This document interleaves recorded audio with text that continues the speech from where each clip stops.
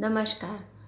आज हम हमारी पाठ्य पुस्तक मकरंद में संकलित कविता सूर के बालकृष्ण पढ़ेंगे। सूर के बालकृष्ण कविता के कवि सूरदास जी हैं। सूरदास जी कृष्ण के अनन्य भक्त थे और भक्ति काल के श्रेष्ठ कवि माने जाते थे। सूरदास जी को जन्मांध कहा जाता था, लेकिन इस बारे में बहुत से विद्वानों के अलग अलग मत हैं कि यदि वो जन्मांध थे तो उन्होंने कृष्ण की बाल लीला का इतना सुंदर वर्णन कैसे किया है।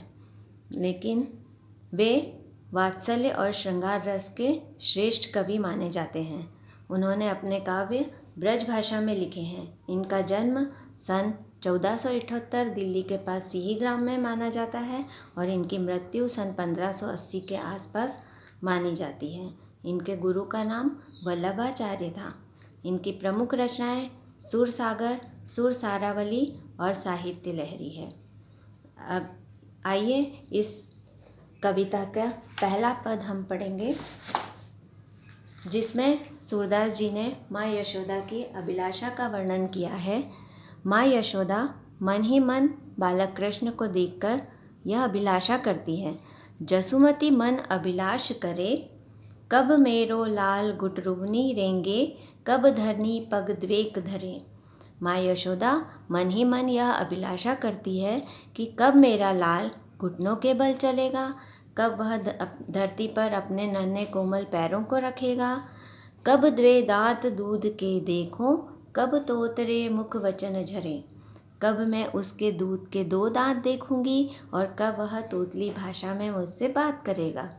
कब नंद ही बाबा कही बोले, कब नंद बाबा को बाबा कहकर, कब जननी कही मोहि ररे और कब मुझे माँ कहकर संबोधित करेगा।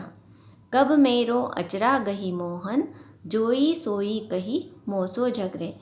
कब मेरा आंचल पकड़कर मुझसे ये कहकर, मुझसे वो कहकर मुझसे झगड़ा करेगा। कब धौ तनक तनक कछुखे हैं, अपने खरसो मुख ही भरे।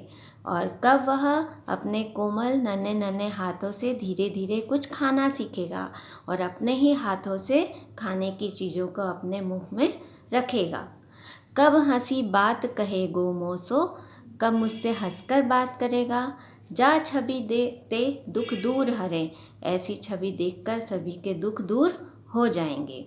श्याम अकेले आंगन छाड़े, आपू गई कछु काजू धरे। बालक कृष्ण को आंगन में अकेला छोड़कर माता यशोदा कुछ काम से घर के अंदर जाती हैं। यही अंतर अंधवाई उठ्यो इक, गरजत गगन सहित गहरे। उसी समय बहुत जोरों से आंधी आती है और बादल गरजने लगते हैं। सूरदास ब्रज लोग सुनत धुनि, जो जहाँ तहाँ सब अति ही डरे। सूरदास जी कहते हैं, ब्रजवासी इतनी तेज गर्जना को सुनकर इतने अधिक भयभीत हो जाते हैं कि जो जहाँ था वहीं स्थिर रह जाता है। तो ये हो गया आपका पहला पद। अब हम पढ़ेंगे इसके आगे दूसरा पद।